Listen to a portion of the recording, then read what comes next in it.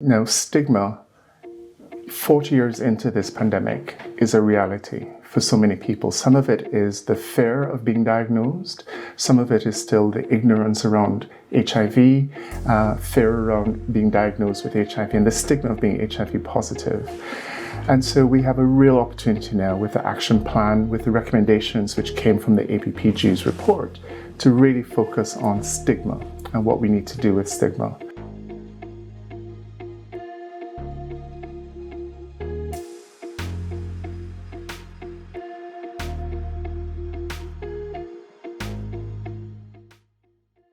I'm Florence Eshalomi, I'm the MP for Vauxhall, and I'm also one of the co-chairs of the All-Party Parliamentary Group on HIV and AIDS, APPG. Now, our APPG group held a report earlier this year looking at the needs of Black and minority ethnic people living with HIV and AIDS, called Nothing About Us Without Us. And that report was really important because obviously, as you know, we celebrated 40 years of the HIV pandemic this year, and there's a really good government initiative, cross-party, for us to end new transmissions of HIV by 2030. Now, what we have been looking at on that APPG group is the fact that for a number of people, predominantly Black minority ethnic people, there are still so many inequalities that they experience. And we cannot say that as a country, as a nation, we want to stop new transmissions without bringing along a large section of the community who sadly are still impacted by HIV and AIDS. It's really a pleasure to be able to discuss the APPG's report, Nothing About Us Without Us, about the future of HIV/AIDS, especially among Black and minority ethnic communities. I'm Kevin Fenton, I'm London's Public Health Director. I work with the Office of Health Improvement and Disparities and the NHS in London. And I'm also the government's Chief Advisor on HIV, and I oversee the implementation of the government's new HIV action plan in England, which, as you say, sets a bold target to both reduce HIV and end HIV transmission in England by 2030, and sets really bold targets for us to achieve that elimination by 2025, to reduce the numbers of people diagnosed with HIV over the next 3 years, to reduce the numbers of people diagnosed with AIDS, and to ensure that we completely reduce the number of people dying from this infection. The APPG's report is so important to shine a light on what we know are inequalities with HIV/AIDS today. And as we approach the reduction and elimination of HIV transmission, we have to keep our eyes focused on inequalities. So the reports focus on HIV testing, on tackling stigma, tackling discrimination, really working close with communities. All are supportive of what we're trying to do with the HIV action plan.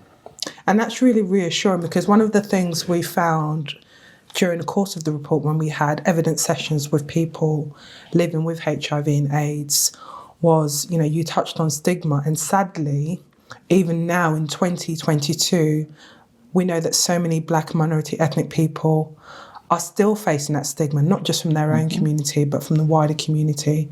The stigma around it may be cultural, it may be religious, stigma around their ethnicity. And this is a really big issue in terms of those people not coming forward to access the medical help that they need, the medical help that will help them lead fulfilled lives. It's so important that people living with HIV can go and get tested, know that they have, if they do have HIV, but know that they can still lead positive lives. You and you, undetectable, untransmissible. That's so important. So it's good to see that, from your role, I'm looking at across London where we have a diverse community, this is something that, the government are really taking an interest in. Yes, you're absolutely right. Now, stigma, 40 years into this pandemic, is a reality for so many people. Some of it is the fear of being diagnosed. Some of it is still the ignorance around HIV, fear around being diagnosed with HIV, and the stigma of being HIV positive. And so we have a real opportunity now with the action plan, with the recommendations which came from the APPG's report, to really focus on stigma and what we need to do with stigma. And that means that we need to listen to communities. We need to understand why people are afraid to get tested, why people maybe after their diagnosis, fall out of care, and why people are not taking full advantage of the highly effective treatments that we now have that prevents them from dying from HIV. And we also need to listen to communities about the real world challenges that they face with living with HIV in their local communities. It may be accessing services, it might be dealing with the cost of living crisis and their day-to-day lived experiences. So understanding stigma is really key, and the only way we can do that is working with local communities. And that's a commitment for us working with the HIV Action Plan. You know, we had the first meeting of the Implementation Steering Group only a week ago, and it was really wonderful to have colleagues from the NHS, from local government, from the voluntary sector, and many other sectors around the table, looking at the commitments in the action plan and saying, how are we going to work together to deliver these actions over the next 3 years?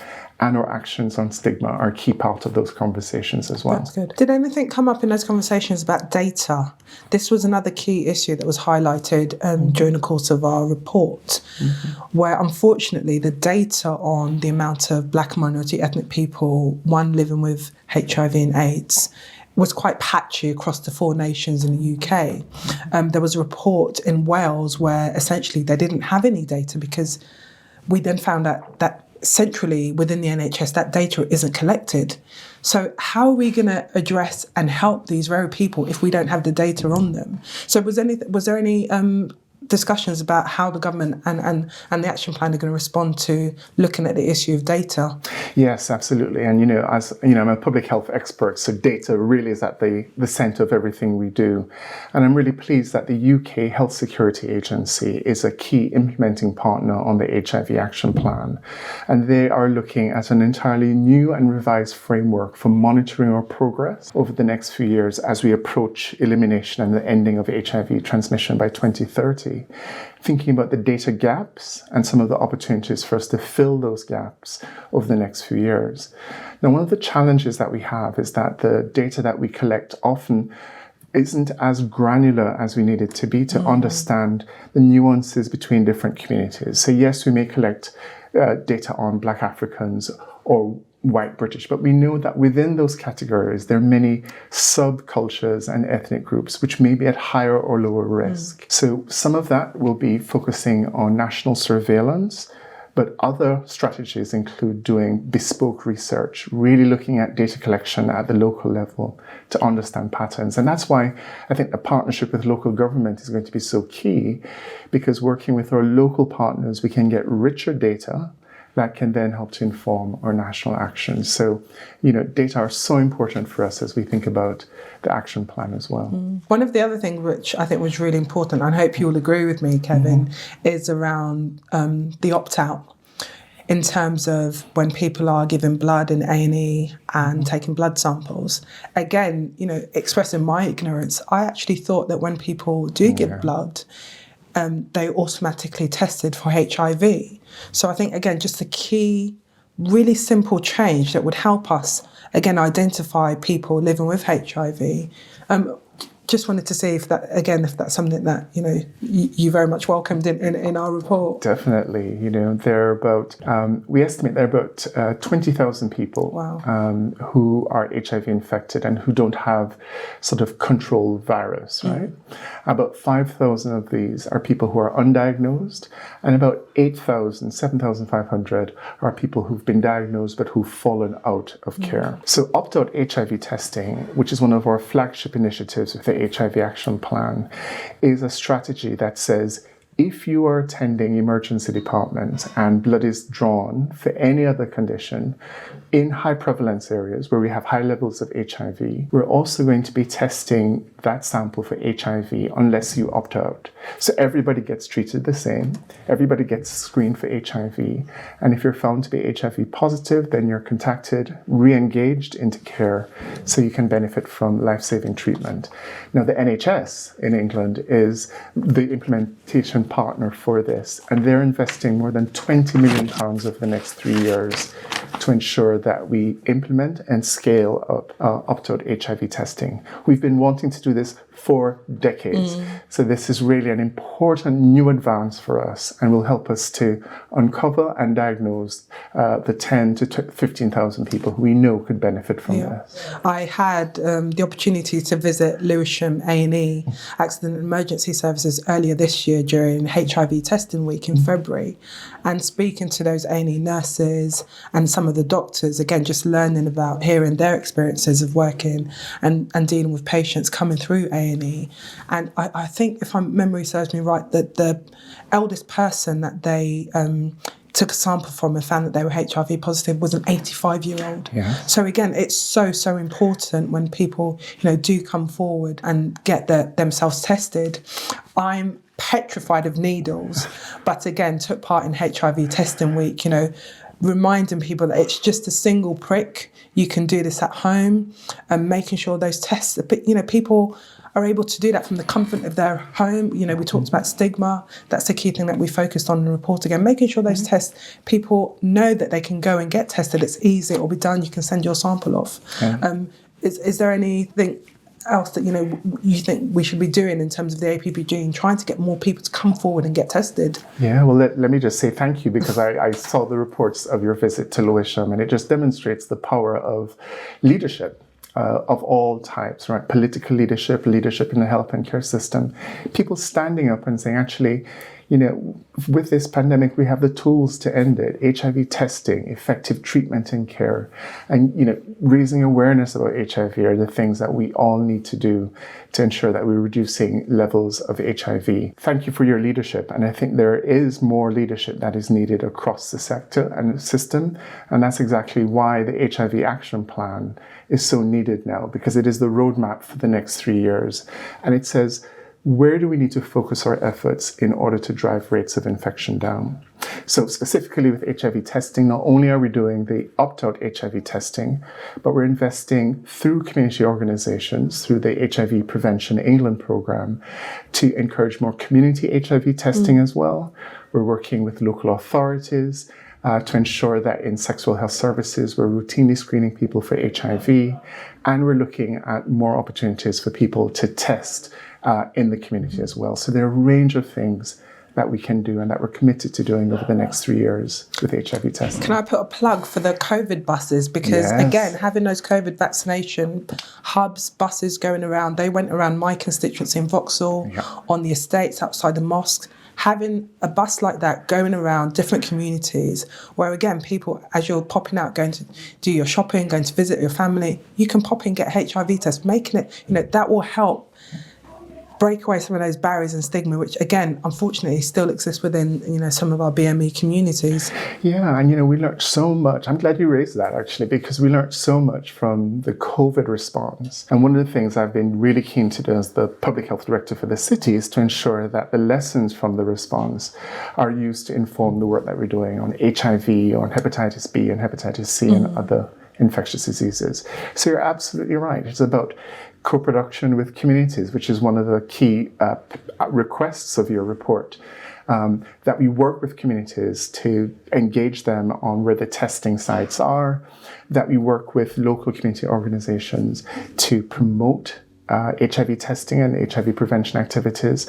All of these things we've learned from COVID that we can do with communities, and now we need to continue that again with HIV. One of the other areas that our report focused on was we look at all the different campaigns over the last 40 years, and I think it's fair to say that it has been seen through the lens of white practitioners, white people living with HIV and AIDS. And some of the statistics around late diagnosis in the UK, we see 47% of Black Africans being diagnosed late. Of that 47%, over 79% are women. And that's really alarming for me as a black woman. And the fact that, again, how do we get women's voices, women to come and access these services, women feeling confident enough to go to their GP or community clinics, women knowing where to go to get that help. Some women facing language barriers, some women, again, facing cultural barriers. Is there anything that you're going to be looking at from your role across London, with London being so diverse, but equally across other nations? You look at Leicester, you look at Birmingham. Again, this can't just be focused on London. This is right across the country, where we have a high proportion of women who, sometimes are still living with HIV and not knowing. Yeah. So Florence, I'm really glad you raised this, because this comes back to what we were speaking about earlier when it comes to understanding inequalities and then ensuring that our strategies to reduce HIV are really speaking to those inequalities. And you've mentioned late diagnosis, especially among Black African communities and women, as two of the really important areas. And, from my perspective, both as the public health director, but also as the HIV advisor, it must be that we're working with local communities, that we're using the data to tell us where to focus our efforts, and then work with our local partners to target our efforts. So whether it's our campaigns, whether it's HIV testing, whether, as your report said, HIV PrEP, pre-exposure prophylaxis, we need to ensure that we understand who's benefiting from it, who's not benefiting from it, and then how do we change our programs to ensure that those really effective tools are working. And I think we need to do more work in engaging with women, especially Black and minority ethnic women, and ensuring that their voices and their experiences are helping to shape our programs as well. So that really is a key commitment from myself, both as a public health practitioner, but also as we look across the country about what needs to be done for HIV. Great, that's really good. We'd definitely like to invite you to one of our all-party parliamentary group sessions, just to see some of the focus we've been doing and progress on the report. Be assured that myself and the other co-chairs will be continuing to hold the government's feet to the fire on this, continuing to hold your feet to the fire on this as well, from your London road and your national role. But it is really, really good to see this report getting the focus and attention it rightly deserves. And really looking forward to continuing this journey with you. Well, thank you. And, it's so wonderful that we have both Nothing About Us Without Us report from the APPG, as well as the HIV Action Plan, to really help to focus our efforts over the next few years. Thank you. Thank you.